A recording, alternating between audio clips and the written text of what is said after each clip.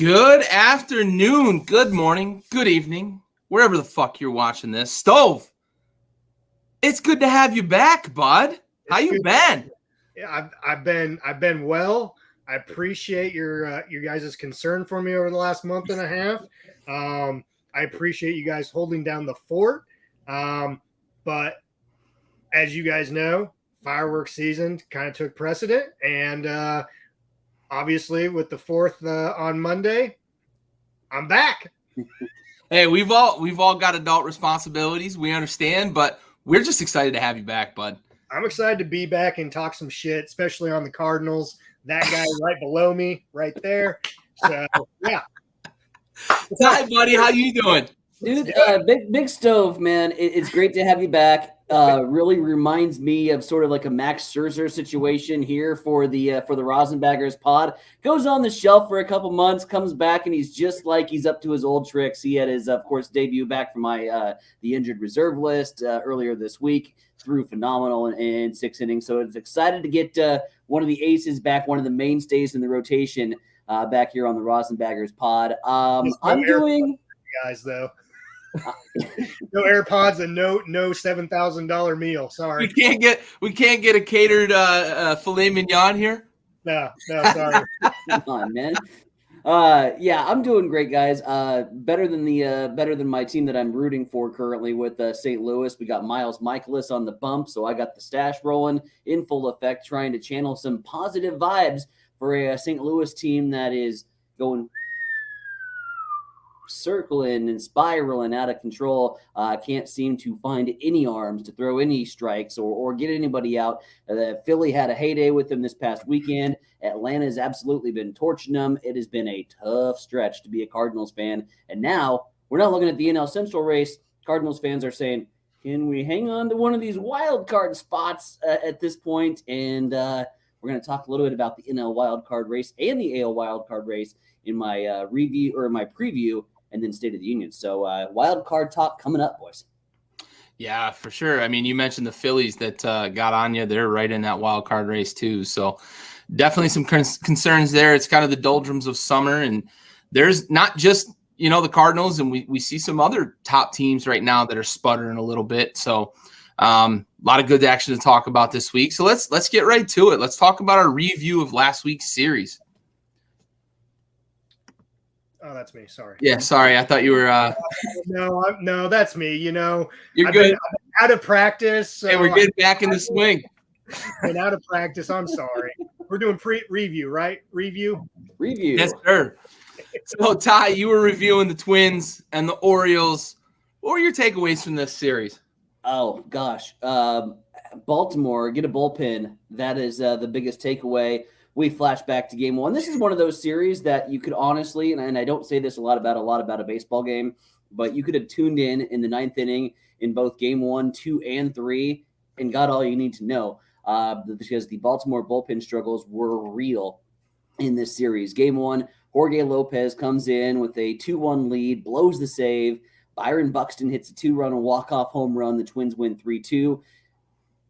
Funny and fascinating how baseball works because the Twins hadn't had a walk-off winner since May, and then they're able to get 2 in a row because on game 2, Jorge Lopez comes in with a 3-2 lead. Guess what? Same story, different player, blows the save. Jorge Polanco hits a game-tying home run. Rookie Jose Miranda, who really impressed me this weekend, drove in the winning run with a walk-off single. Twins win the game 4-3. They've taken the first 2 from the series. Game 3, Baltimore says, guess what? We're probably not going to give the ball to Jorge Lopez. He just blew 2 saves in a row. They give the ball to Dylan Tate. Tate comes in with a 3-1 lead and gets his second save of the season. Baltimore is able to at least salvage something of the series where they had the lead going into the 9th inning in all 3 matchups, only take away 1 win. Really hurts for Baltimore, who I had said going in that I love this offense that they've put together. Baltimore, my big takeaway from them is speed kills, and Baltimore has it all over the base paths with Jorge Mateo, Rognan Ordur. Their outfield is some of the fleetest of foot that I have seen. Incredible catches, great defense on display, but that bullpen is just shaky, and it proved costly for Baltimore in their series with Minnesota. hats off to Tyler Wells, by the way, Baltimore's starting pitcher who got the nod in Game 3. He takes a no-hit bid into the 5th inning, wins his 6th consecutive start, which is really impressive, not only for any starting pitcher, but really impressive when you're pitching for Baltimore to pick up 6 consecutive straight wins. So Tyler Wells doing good things with that starting rotation as Baltimore, again, was able to salvage the Sunday matinee. Another player that I want to talk about and focus a little bit up on is Luis Arias, the leadoff hitter for Minnesota. Not many people know this about the leadoff hitter in Minnesota. He leads the MLB with a .361 batting average, a .443 on base percentage, and interesting stat line here that's going to have a little shades of Ichiro to it, and I'll get to that point in a second, because he's managed to do this with just 10 of those 74 hits having gone for extra bases, including 3 home runs. Of course, that's what Ichiro is very famous for doing, just putting the ball in play, getting on base.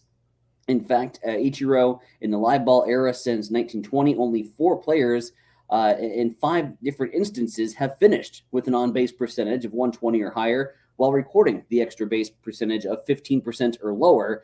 And that was Taffy Wright back in 47, Ashburn in 48, Randolph in 91, and then Ichiro twice in 2004 and in 2007. So when you're in that company and in the company of Ichiro, you're doing something right. And Luis Arias, the leadoff hitter, needs to be getting a little bit more love in what he's been able to do, because he had another fantastic series.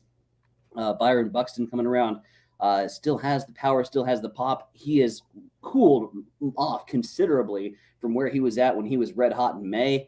I thought he had a very lukewarm June, but starting to pick things up here in July for Minnesota, and right now for the Twins.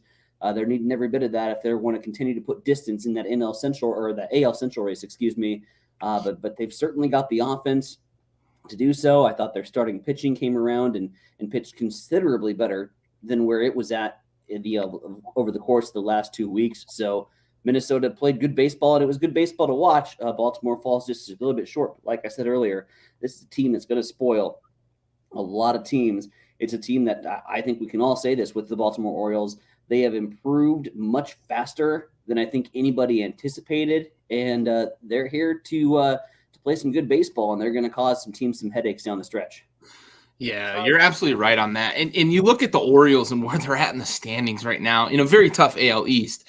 They're not going to compete for that division, but you look at where they could be with a bullpen that's just above average.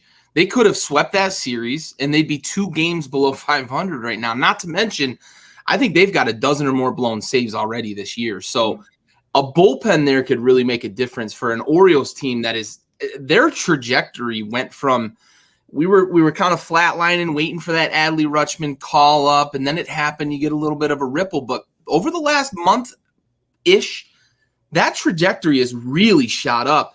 And you start to look at that team as maybe not a 5-year plan anymore, right? Maybe in 2 or 3 years with these teams maturing, if they move Trey Mancini this year and they can get some talent that's going to be ready in 2 years, added with the talent that's already there with Mountcastle and Rutschman and all the other guys that are just crushing it right now. You mentioned how much speed they have in the outfield. That team could really compete in a couple of years. Stove, I know you got something on your mind with the Orioles here. No, and you kind of alluded to it. Do you guys think that the trajectory of the Orioles, the way they're going now, happened when they made the Adley call-up? Yeah, I think Adley hasn't been the showstopper that I think he's going to be in his career. I think he is going to be a superstar. But I think that there is something to having a young locker room with a galvanizing move like calling up your number 1 prospect that could bring the locker room together and really start to change things, because they have been a better team almost instantly after his call-up, despite the fact that he scuffled a bit as a rookie, which you expect. I think he's been much better behind the dish than he has at the plate, which has helped with the pitching staff.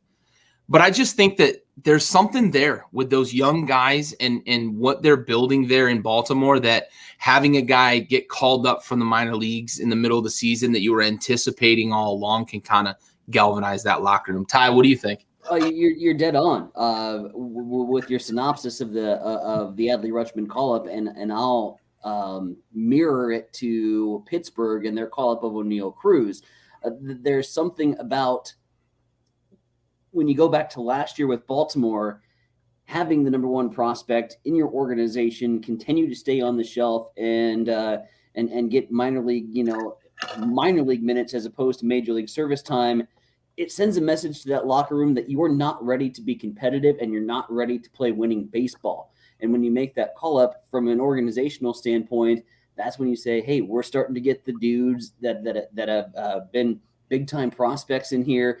That increases the confidence in your own team when you have those younger guys in there, those guys that can do the flashy home runs that we've seen from O'Neal Cruz and the swagger that he brings to the locker room.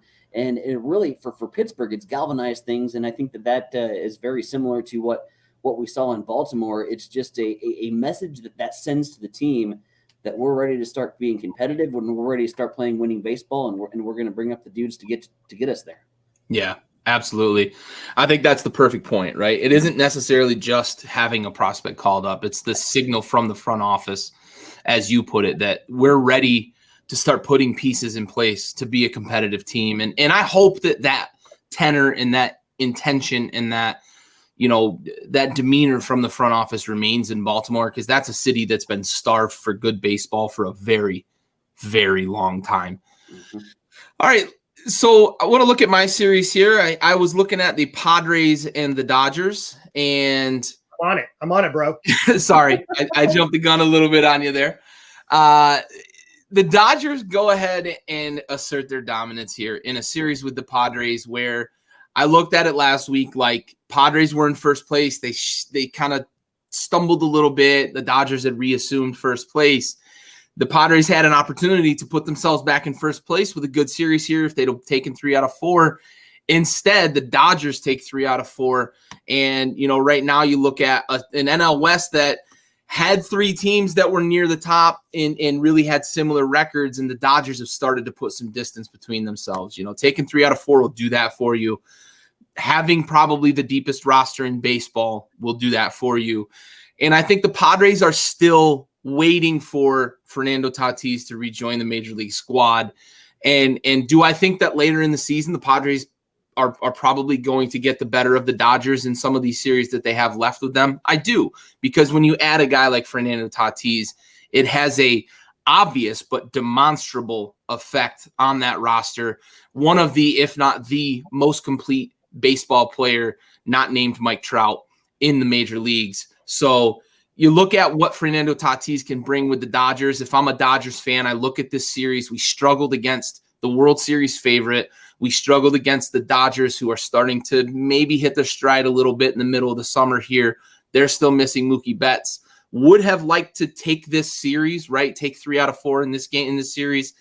But I look at it as, if I'm a Padres fan, we'll get you later in the season when we've got our big thoroughbred back in our lineup. If I'm a Dodgers fan, if I'm in that Dodgers front office, I say, this is the Dodgers team I expected to see when we started the season. They go and hang 7 on the Padres, and I think the Padres scored 4, I think was the most they scored in this series. So the pitching for the Dodgers really put themselves in position. We talked last week that San Diego's not Slam Diego, but it was really good top to bottom. The starters in this series, you saw 4 of the 5 in their rotation throw really well, and the bullpen do the same. So if I'm a Dodgers fan right now, I'm thinking this is a series that I can hang my hat on to say maybe things are right in the world, and the first 60 games that we played this season is not indicative of what this Dodgers team is going to be in September and October. The NL West right now, we're seeing some separation, right? The Giants are sort of not necessarily out of it, but for kind of all intents and purposes right now. Ty, you mentioned the Cardinals need to start looking at, can we hang on to a wild card? Well, the Giants are really right there too, right? They're suddenly 10.5, I think it is their number, out of first place, 5 behind San Diego in their own division. And you look at the wild card standings, and there's some teams that are playing really good baseball right now. My dad, the Braves fan, said go Braves. They're 2.5 out of first place in the NL East.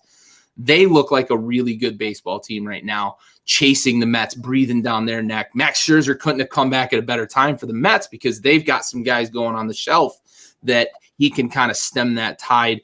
The Phillies, you're going to do a State of the Union on them later. I don't want to spoil too much, but they've been playing good baseball since the firing of Joe Girardi. So that NL wildcard race is going to be really interesting.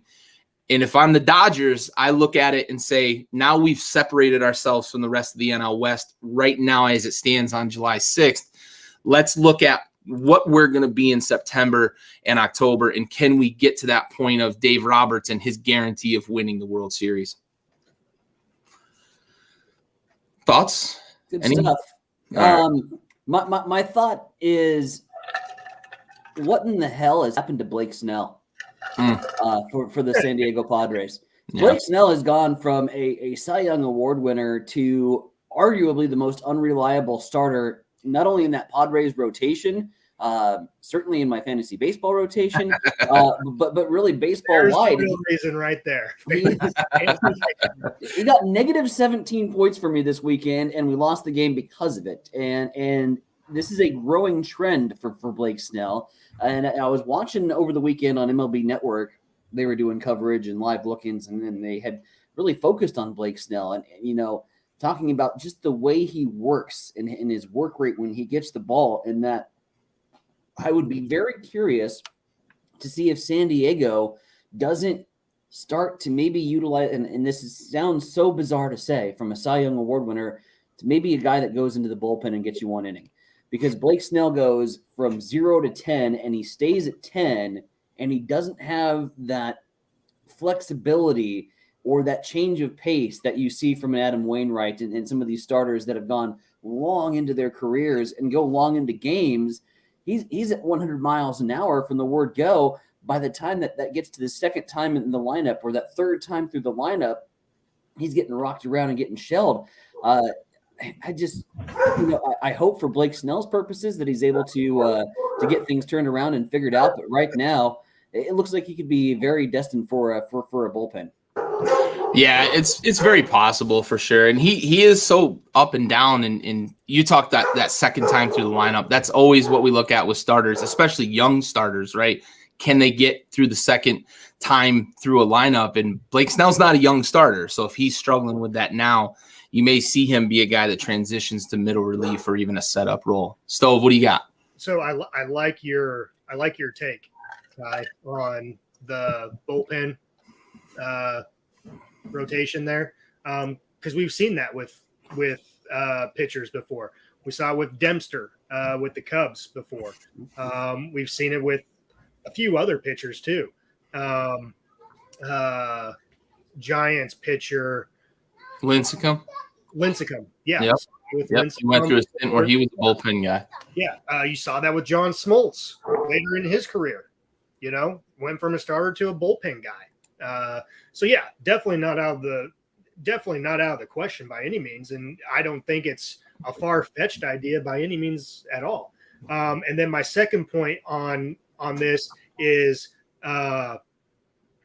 games aren't lost by the players; they're lost by the coaching there, Ty. So that fantasy baseball loss is on you on that one for starting. Moving on to the previews for this week.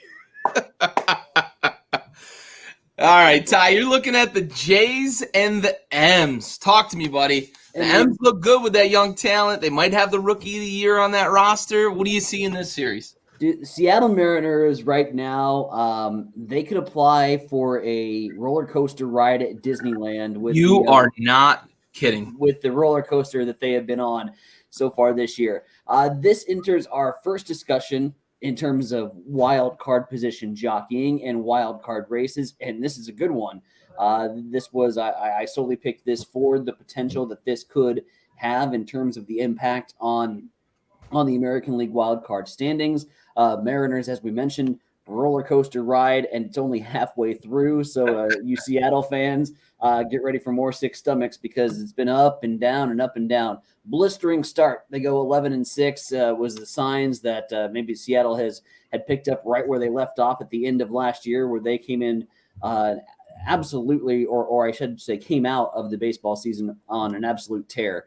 Started off that, then the disastrous May, injuries all over the place, underperformance. What preceded that disastrous May? Was that a State of the Union on the RosinBaggers podcast, highlighting the Seattle Mariners before the month of May and the collapse. And they had a miserable May, 10 games under 500 at one point. Lately, though, looks like the Mariners, we haven't been talking about them on the RosinBaggers pod, so they've been flying under the RosinBaggers radar no longer. They'll probably drop 6 straight now, but they've been climbing back up. They've climbed back up to second in the American League West standings, and they begin this huge 4-game series against the Toronto Blue Jays that will start on Thursday night. Mariners have won 12 of their last 15 games, now 41-12, and more importantly, striking distance of one of the 3 wild card berths that is at stake in the American League, the last of which currently belongs to the Toronto Blue Jays. So that means if the Mariners can pick up a sweep or go 2 of 1 with the Mariners, it could put them tied or maybe even ahead in terms of percentage points with Toronto for that 3rd wild card spot. For the Jays, one of those conundrums where their lineup is absolutely loaded front to cover, 1 to 9, but they cannot seem to get the production right now. And it might be the little things, literally, in Toronto. I took a little quote here from Matt Chapman after Tuesday's game in Oakland, where he just says, quote, "We have a lot of talented players that are capable of doing big things. So maybe it's one of those things where we're trying to do too much, trying to hit homers or whatever it is, instead of just taking what we can get and counting on the next guy to pick you up. There's a lot of talent. I think sometimes maybe we think too big and maybe not just doing our part." So interestingly enough, the little things, the key things right now for Toronto. Toronto is 4-6 in their last 10 games. That sits them at 45-38. I don't think at the current pace of the American League East right now, which you'll get into here with the Red Sox and the Yankees in just a second, that Toronto has got the legs to get into this AL East race. I'm thinking Toronto is going to be looking for a berth in the wild card, but Seattle clearly is focused on getting back into the thick of things. Winners of 4 straight, 7 of their last 10. So this is some good baseball that could be played. And, again, for Toronto's sake, you want to see if that offense can come around. You want to see if the Mariners can continue to get the good pitching that we have seen over the course of the last 17 games. But it's been the studs, the guys that we had expected big things from Seattle, that have really started to turn up and heat up their game here in the last 15 or so from Seattle. But as mentioned, it was a RosinBaggers preview, and we highlighted how good the Mariners are doing. So sorry for Seattle fans, you're going to be looking at 10 straight losses. Yeah, the Jays are about to sweep. Oh, man. Yeah, for sure. I'll tell you, Julio Rodriguez right now, he's first in the league, in the American League for rookies in home runs, RBIs. Like, he's unreal right now. So they may be highlighting the rookie of the year here against Toronto. Sorry. Mm-hmm. All right. So looking at my series here, I wanted to highlight, and as you can see, we've got the Veritek A-Rod face squish. Love it. Red Sox and Yankees play this weekend. I think the rivalry itself goes without saying. Everybody knows how heated this Boston-New York rivalry is. Highlighted it a little earlier in the season as kind of a cop-out preview for just the fact that it was the rivalry. But the baseball that the Red Sox have been playing over the last 5 weeks or so has put them in a position that they now are sitting in the catbird seat for the AL wild card, second place in the AL East. Now, they'd have to win a bunch more in a row and have the Yankees continue to scuffle to get into the AL East race, being that they've been hot as fish grease over the last 5 weeks, and the Yankees have struggled, and they're still 13 games back. However, this series here, with the heated rivalry that it is, I also see it as an opportunity for Boston to either get some over a team that's right now probably everybody's World Series favorite, at least to represent the American League,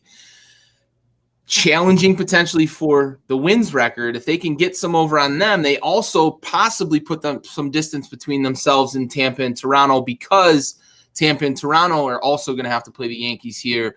So the Red Sox have to be looking at this series as an opportunity to capitalize, keep that pitching going, get that lineup even more tuned up, because they've been a little bit better over the last 5 weeks, but it really has kind of been that pitching that has changed things for them in terms of their wins and losses here. And for the Yankees, a team that we were just talking about last week was on pace for 124 wins, has really scuffled over the last 6 games since that talk, and now they're only on pace for 116, which just so happens to be the record that they'd be chasing. So for the Yankees, this is an opportunity against a rival to potentially get yourself back on solid footing, get that pitching going, because they've been struggling. We talked about how good that rotation was. They've been struggling a bit over the last handful of games. So actually, over the last few weeks, the hitting's kind of bailed them out. They haven't gotten that timely hitting, recently, dropped a few games here, especially losing games to like the Athletics and the Pirates, and it's been tough for them. Get it back under you, especially when you're playing a rival here. Get back on track, because as the dog days of summer set in, it's going to be harder to just say, okay, we're going to keep ticking off wins here. And then when September comes, we'll worry about chasing the record. You may not be in position to chase that record in September if you let the dog days of summer get away from you. So 2 teams that are looking at this from 2 different perspectives. Red Sox have been playing good ball, keep it going against a rival. The Yankees want to get right against a rival. I look forward to this being just as heated as it always has been, but with some really good implications here in the middle of the season as we approach the All-Star break. Well, so, Gary, we talked about this early on in the season when they played each other. The rivalry just isn't the same anymore. You don't have those scuffles, We need Pedro versus Zimmer. Yeah, you don't have that anymore. And so don't get me wrong, I love the rivalry I love the history between the 2 teams. I love the rivalry and everything. But it's not that heated rivalry, like it had been in the early and mid 2000s. I really think the last 10 years or so, it's kind of died down a little bit. It's kind of it's like that fire. That's a great point. And I wonder how much, and this is kind of a rhetorical question back to you, but how much does that have to do with the fact that kind of in alternating years, they've been good teams? We haven't seen the Red Sox and Yankees play in October in a long time. And where did this fire come from in the rivalry? You talked about the 2000s and the early 2010s. It's been a long time since they've played a playoff series, right? We had the infamous 3-0 comeback, which was incredible history. And of course it was against the Yankees. We had the scuffles. We had the Pedro versus Zimmer. We had the Who's Your Daddy, those sorts of things. We don't get that now, because it really has, I think it potentially has something to do with they don't play in October when all the lights are on and all the cameras are on and the games, really truly matter the most, as they have in the past. Do you think there's something to that, Stove, with this rivalry? You brought up some very good years and some good series. So yeah, but I also think too, and this is, it kind of I don't know if it baffles me or not, but you have Alex Cora, okay, over there with the Red Sox, former player turned manager now. Over there on the Red Sox, I don't think you have some of those guys that have been constant mainstays, like you did in those early mid 2000s with the Red Sox. Now you could make the same argument a little bit with the Yankees too. So you're saying star power might have a lot to do with it too. Well, a little bit, but I mean, if you look at it, Yankees, they have the fucking star power. Look at every position. But what I'm saying is they haven't had that consistent, they haven't had the Derek Jeter for those years. They haven't had the Andy Pettit, the Mariano Rivera. They haven't had Jorge behind the plate. Like those key core members that were mainstays for years, year after year after year after year after year. You know, you have your Aaron Judge. He's on his rookie contract. You have Giancarlo Stanton. You brought him over from the Marlins. He's been there for a few years. You just brought Rizzo over last year at the trade deadline. You know, you traded or you have you traded Gleyber Torres, or is he still there? They traded Sanchez this offseason. And, yeah, they traded Sanchez. The one guy that you could have made the argument for, he's not even on the roster anymore, you know? And that was bald-headed outfielder. Help me out. Brent Gardner? Yeah, Brett Gardner. Oh, Gardner. Yeah. Sorry. Brett Gardner. Now, you could have made the argument for him, but he's not on the roster. You know, he'd been there for a long time. Yeah. The guy that I think could definitely start something for the Yankees would be Donaldson, obviously. You know? But yeah, I don't know. It just doesn't have that luster. And don't get me wrong. Like, as a baseball fan, you love this series. You love the series between these two teams because of the rich history and of those bitter rivals, those rival games, and the meaning, and just the meaning of each of those games during the season to affect postseason. But it just, like I said, like the last 10 years, it just has lost that fire, that luster. And I don't know if you need a fight or anything like that to spark it, but you need something. Like you need some heated arguments or something like that. You need a benches clearing, just scuffle, not brawl, but you need something, I think, that just brings that edge back to this series.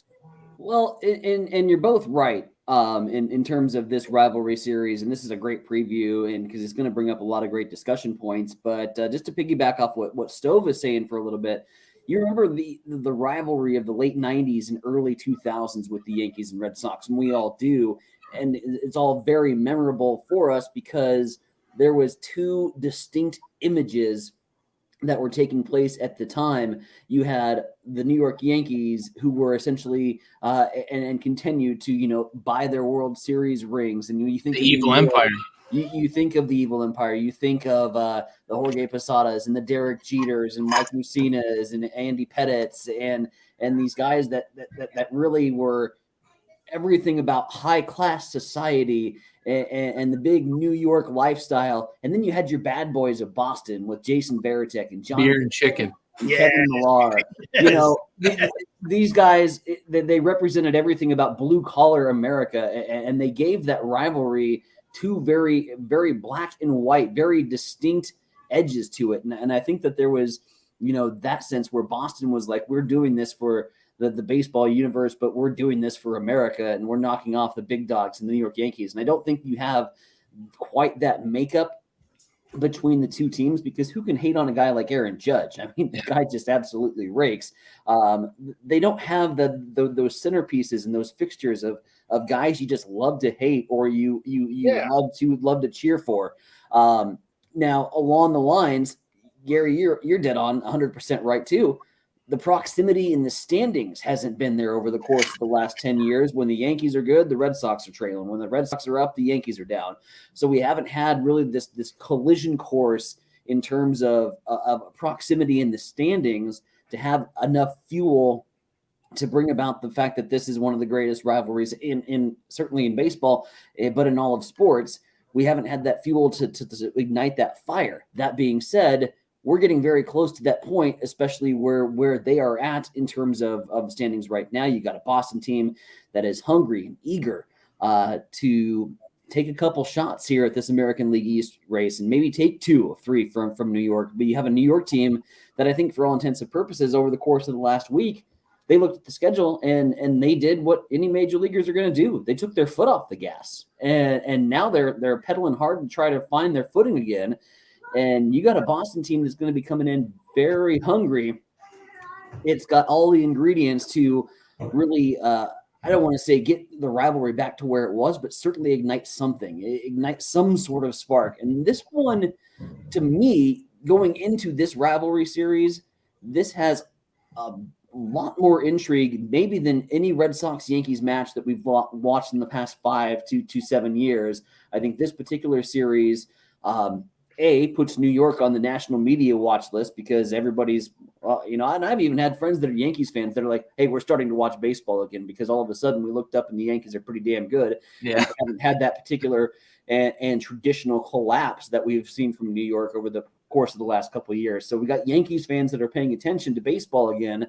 You got Yankees and Red Sox, which is going to draw the casuals and the let's just say laissez-faire baseball fans out to watch a 9-inning game because it's Red Sox and Yankees, and it's still got that draw, even though the rivalry hasn't been near as intense to what we remember. It's still got a draw to bring out the casual fan base. So this has all the ingredients to be a hell of a series, and it's certainly going to be a fun one to watch.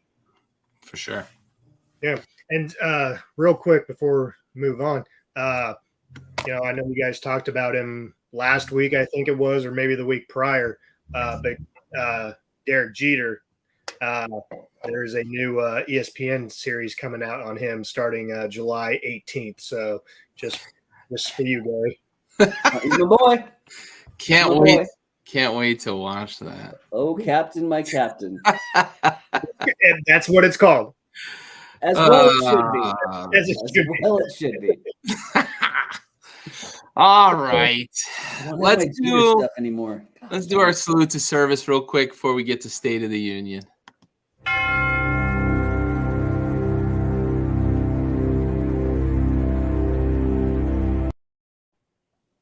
All right. This episode goes out to Army Specialist Antonio Moore.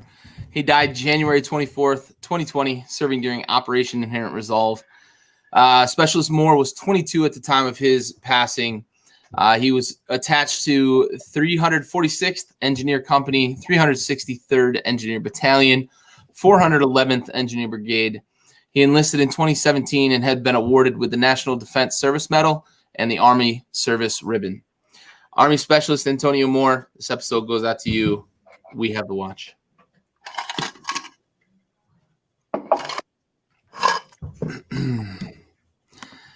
All right, we'll jump into our State of the Union.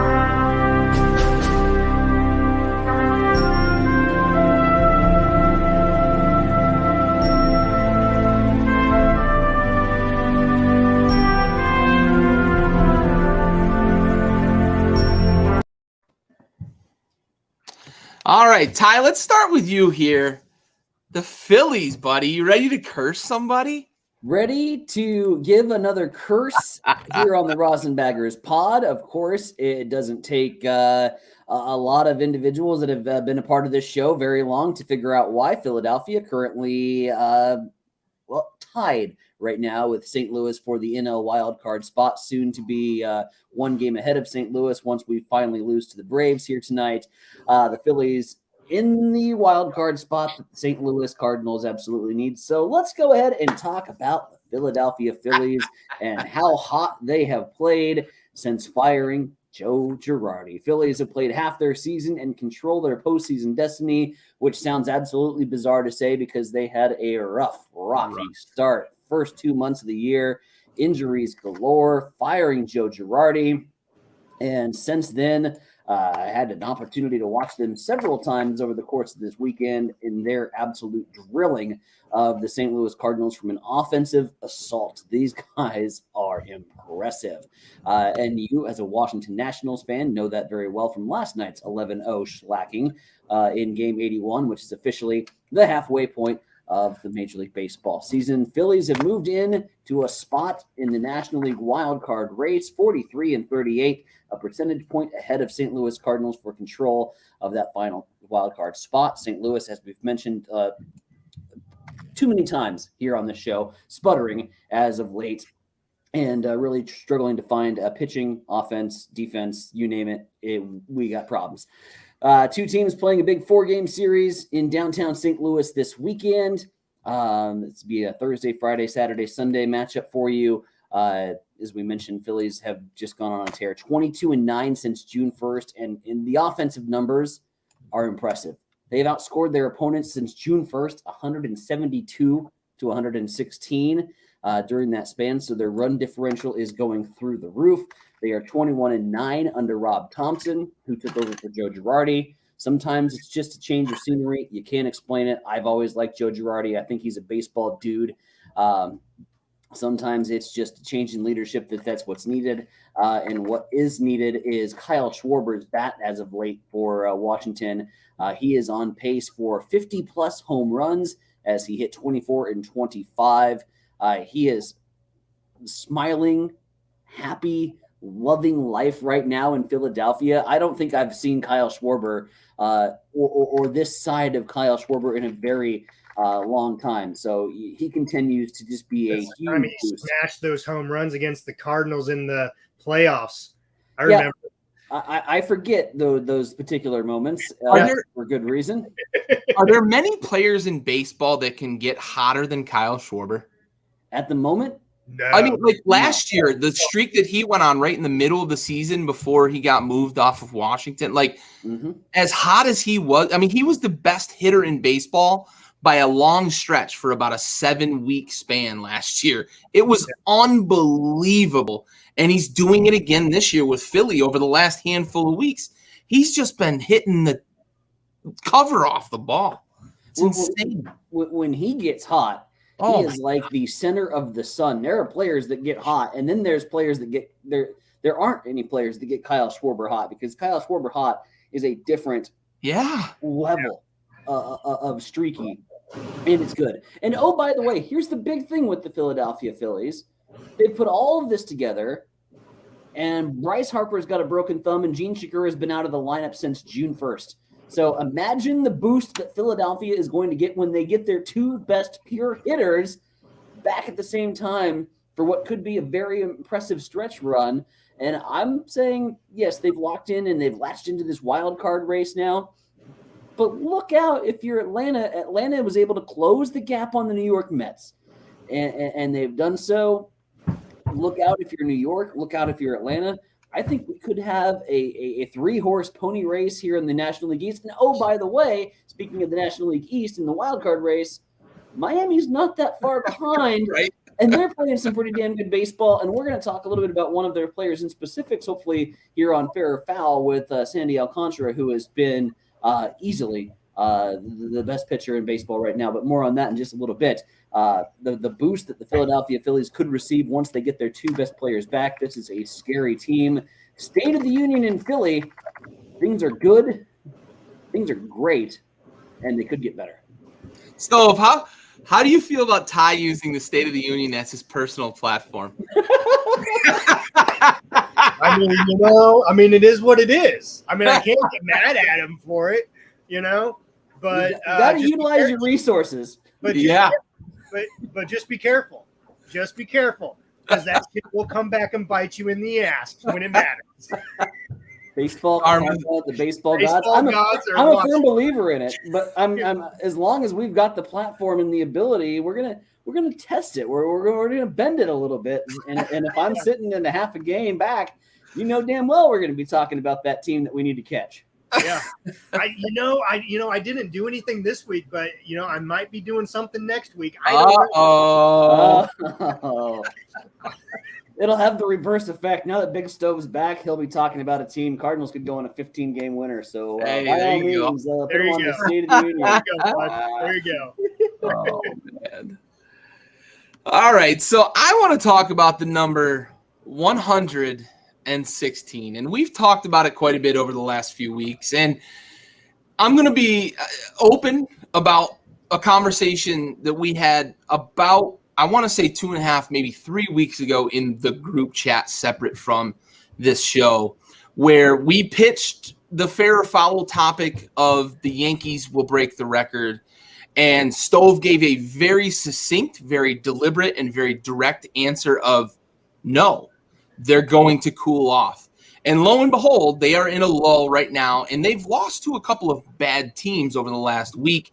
As Ty mentioned, it looks like they've taken their foot off the gas, right? So I want to look at the number 116, which is the MLB record for wins done by both the Mariners and the Athletics, about 100 years apart from each other. And what is the state of the union for that number? And to be honest, right now, if I'm looking at where the Yankees are and what they've got ahead of them with the Red Sox and that AL East murderer's row, and the pace that they're on right now being exactly 116 at the halfway mark, I think 116 is pretty safe because the dog days of summer are tough. And if you're not ahead of pace when it comes to the All-Star break, I don't know that I don't know that I can buy that you're going to turn it on in July. You're going to turn it on in August because the way Major League Baseball schedules their divisional games too, you play in what looks like the toughest, if not one of the two toughest divisions in all of baseball, and you're going to play some really good teams down the stretch. You mentioned Baltimore being spoiler, Ty. Boston obviously playing very good baseball right now. Toronto and Tampa, what they bring to the plate, we know what those rosters are and what they can do. I think right now on July 6th, the State of the Union for 116, the State of the Union for Athletics, now Phillies, and Mariners fans is pretty good. I don't think the Yankees are going to get there, and I think they're going to look at this stretch from June 30th through July 5th as maybe the stretch that did them in and protected that sacred number of 116. Any differing thoughts? Anybody think that I'm wrong? Anybody think that the Yankees are going to turn it on? Stove? No? Ty? I just think that there's something with 116 and the way when you flash back to 2001 that the Mariners were able to do it. Interestingly enough, the Mariners didn't win the title when they won 116 games, and they fell apart in the ALCS. So there's that little caveat too. But the makeup of the game has dramatically shifted since 2001, where analytics have come into play and personal trainers and giving guys extra rest days, and you don't have your stars out there on a 24/7 basis. Where Seattle, they ran their lineup up and down every single night, and they'd go out and win 10 games in a row, then they would lose one, then they'd go put another streak together. So they were consistently streaky in a good way. It just seemed like every time you turned on SportsCenter the following morning, it was a Ken Griffey Jr. highlight and Seattle just rolling in 2001. And the rotation was up to par, and they threw guys that were in the rotation in the bullpen when they needed big outs. They did everything they could to win every single game. And I just don't think you see that now, especially with position players going out there and throwing in some cases when games are getting away from you. There's not that competitive drive where you got the extra postseason spots. You want to keep your players as fresh and as healthy as possible going into the postseason so that you can be hitting your stride at that time. So, from a regular season standpoint, I don't know. You keep thinking, and you watch the Yankees earlier this year and what they were able to do, and they looked every bit of a team that can keep up with that consistent basis. And then I watched them over the last week, and it's taking your foot off the gas pedal. Your opponents that you're playing, and you play down to that level. So, I think 116 is safe, and it's one of those records that certainly you want to keep in the forefront, and you want to you want to have that chase late in the season. Yes, you want to have that chase, and you want to be gunning for that. But at this point, I think more teams are what's the word I'm looking for? It's satisfied. Yeah, with making a postseason run and they call it load management in the NBA, and right. I think you're alluding to the same thing and that's a great point because you don't have guys playing 160, 162 games anymore. They play 145, and that's considered a lot of games. And everybody's looking at September and October, and that's when we've got a peak, right? And we've got playoff spots, and we've seen wild card teams win the World Series just last year. And you look at what can happen there with teams that get hot late and start to put it all together and they get dangerous in October. So, that's absolutely a great point there, Ty, that you just don't see teams focusing on winning all those games. Yeah, you want to win your division, but are you really chasing 116 at the expense of maybe stretching out a guy like Nestor Cortez or a Jose Taillon and then maybe having that impact you negatively in October? So for sure, that's a great point. Stove, anything to contribute? No, you guys are exactly correct here. And, and you just brought up another point too. Players aren't playing 162 games, so when you talk about the 116 game record and you throw the number of games players play too, you put that record into play as far as, the Iron Man record as well. And I truly believe that there's 3 records in baseball, 3 big records in baseball that I do not think will ever be broken again. 116 game wins, the consecutive games played, no chance, and the 300. Yeah, 300 wins is guys just don't care about wins anymore. It's all about strikeouts. It's all about innings that you can eat up, and it's not about wins anymore for sure. So I'm with you on that, Stove. A 300 winner. I think Smoltzy's the most recent guy that's kind of come out and said, like, I just don't see it. I think the closest guy right now is Max Scherzer, and he needs 96 wins or something still. So going to be real tough to get anybody even close to 300. Speaking of 300, how far away are we? We're light years away from seeing 3,000 again after Miggy did it. Yeah. And it's because the strikeout numbers are skyrocketing because everybody wants to hit bombs and nobody cares about the base hits and base knocks anymore. So I think we could be away from a couple different milestones that used to be pretty standard. Yeah, you mentioned Urias kind of being the unicorn among players in today's game. And it's analytics. It's an all or nothing. And I was just talking with my brother about this earlier. Like, it's all or nothing. Nobody cares about batting average anymore. Nobody cares about putting the ball in play. Nobody cares about, taking pitchers deep into counts, those sorts of things. It's all about launch angle and trajectory and velocity and exit velocity from the batter and velocity from the pitcher, that you don't have the same. Nobody cares about 3,000, right? I don't think players would even think about 3,000 in today's game, or even worry about 300 anymore in terms of batting average. There's so few guys now that bat 300. It's really crazy to win a batting title. You bat 310. I think a few seasons ago in the AL, the 310 was the batting champion. It's insane to think that this is kind of where the game has come. But yeah, those milestones, Stove, you mentioned 300, Ty, you mentioned 3,000. Those are milestones that are going to be really kind of dinosaurs, at least for the foreseeable future, because of the pervasive nature of analytics and kind of where it has taken the game. Yeah. And so that, what you just talked about, some of those small things in baseball, that leads us to our next great segment piece.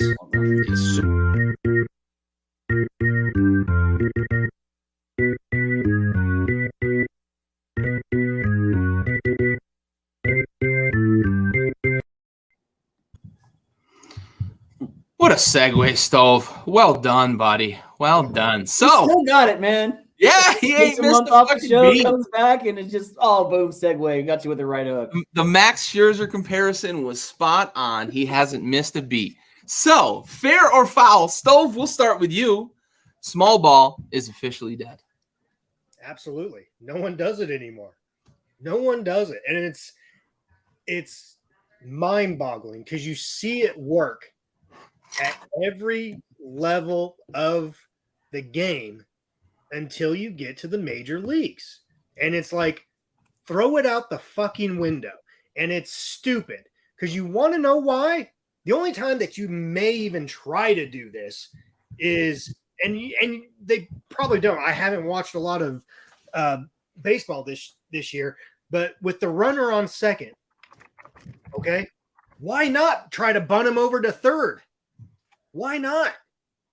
You know, you have that damn ghost runner out there that's a fucking joke to begin with.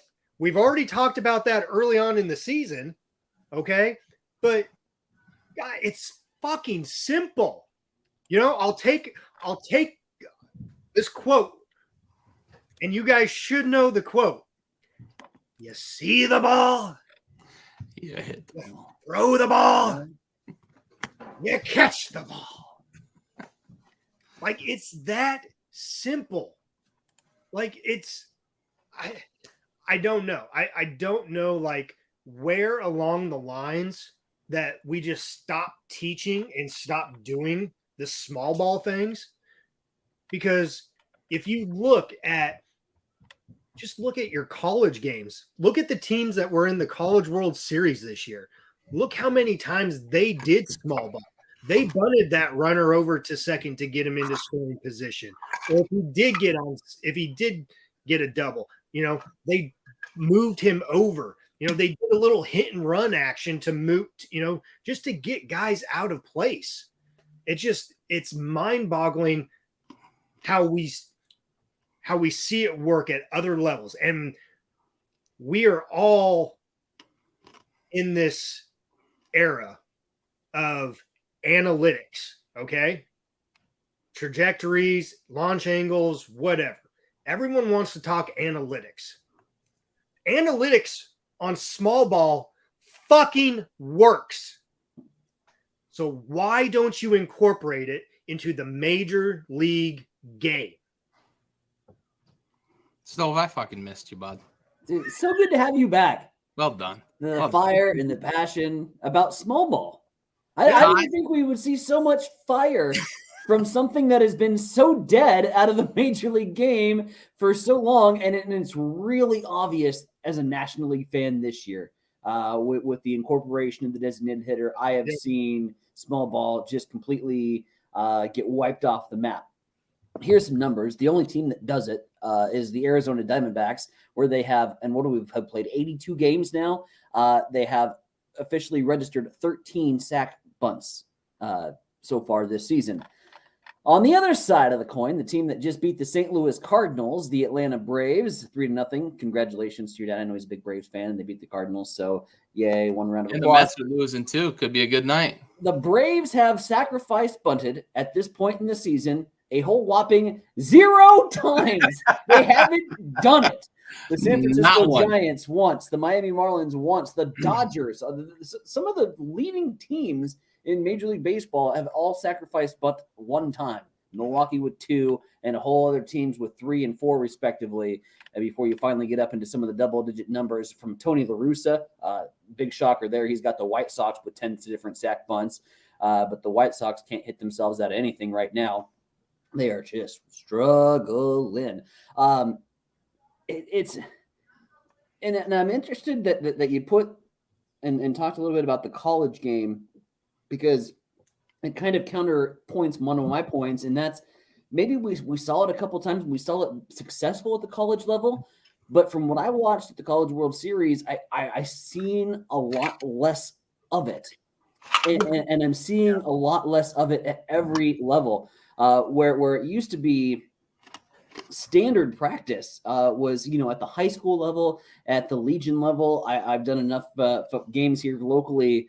Part of my job is that I get to go out and do play-by-play for baseball games. And we have the local Legion team here, and they've gone basically exclusively no small ball at the Legion level. And so I'm wondering if it's this trickle-down effect, if we're not teaching the game, the small ball game, at these levels, and because we're not utilizing it in the major league. So why in the world would we need to utilize or learn these skills? But like Stove said, it fucking works. I have never been on a baseball team that hasn't been a small ball first mentality, that hasn't been a successful baseball team.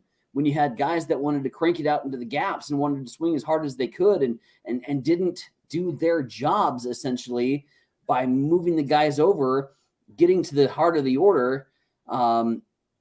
We had teams that were very unsuccessful, but when everybody played their role and knew the assignment, if you were, I know that's like a little trendy thing that the millennials are doing now, talking about knowing the assignment. When you get up there and you pay your bill, when you lay down a sacrifice bunt and move a guy over into scoring position, and like you said, especially in the extra innings, that should be automatic practice. You got a guy on second with nobody out, butt him over to third, hit a sac fly in from home, and you just do that for 13, 14 different innings until one team finally screws it up. Which at this rate, with no sac bunts attempted by the Atlanta Braves so far this year, is actually a pretty high possibility that somebody's going to F it up. So I'm with you. Small ball is dead. I don't know why. I'm scratching my head as a baseball guy to try to figure out why it's dead. But these numbers have been on just a sharp decline. And then once the designated hitter came into play for National League, it went from a sharp decline to flatline. It's dead. For sure. And, you know, the moment I knew that small ball was officially dead across baseball, not just in the major leagues, because as Ty pointed out, it's been dying in the major leagues for quite a while with the advent of analytics and the launch angle. Launch angle was the worst thing, in my opinion, that could have ever happened to baseball. It's not baseball. I'm going to sound like a curmudgeon, a get off my lawn kind of guy, but like, if you're striking out 215 times this fucking season, you're not playing baseball. You're playing fucking backyard home run derby. To me, that's just what it is. But the moment I knew that small ball was officially dead in the game of baseball, and maybe it gets resurrected someday because extra innings, we do see teams do it once in a great while. And we did see some of the teams that made it to the later stages of the College World Series were the ones that were employing some of that small ball. Ty, you're right. You don't see as much of it, but they're the teams that were doing it. As you both have already said, it fucking works. Imagine that. It fucking works. But when I knew it was officially dead across baseball is when I started coaching Little League and a fucking 9-year-old talked to me when I was trying to show him the basics of a balanced line drive swing. And he said, no, I need to work on my launch angle. Yes. I said, listen, son, you need to hit the ball first before you worry about launch angle because you've swung and missed at about a dozen balls in a row. And you're not hitting the ball over that fucking fence that's 270 feet away. That was the moment in my head I said, somebody has ruined this kid forever, and small ball is fucking dead. So, I just don't get it. It works.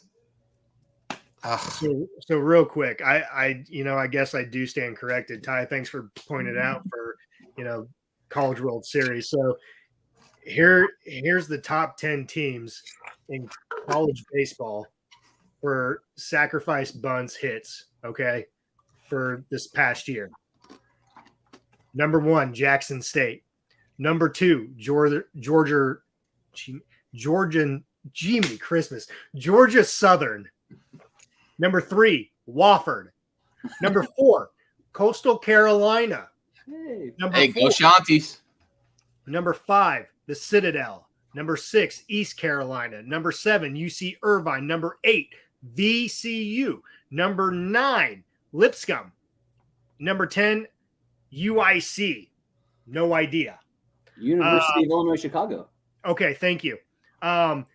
Your next biggest name that has somewhat of some prestige in the college baseball realm, Oregon State. Number 20 with 38 sacrifice bunts. Jackson State led everyone in 56 games with 69. They had more sacrifice bunts than they did games played. And so here's another thing, and I don't want to stay on this tangent too long because we all agree with it and all that. We all have the same passion for it. If you are a player and it's I would say mostly lefties, but sometimes it's righties. And you have the shift on. And there's no one in the fucking Bermuda Triangle over on the left side of the fucking field. Fucking bunt for a hit.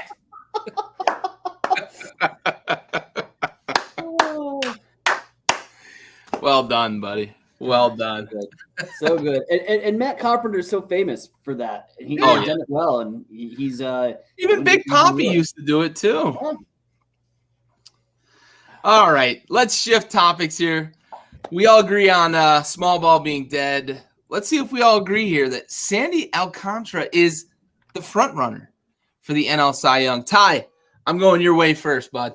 My boy. And Sandy Alcantara would be the front runner on everybody's ballot right now for NL Cy Young if he didn't play for the fucking Marlins, who, by the way, are playing some good baseball right now, so I can't trash them too much. They've won 6 games in a row. Soler is as exciting as ever, hitting bombs. Jazz Chisholm.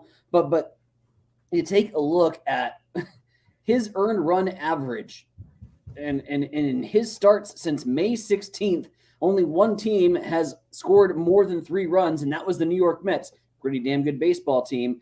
His ERA is currently sitting at .182.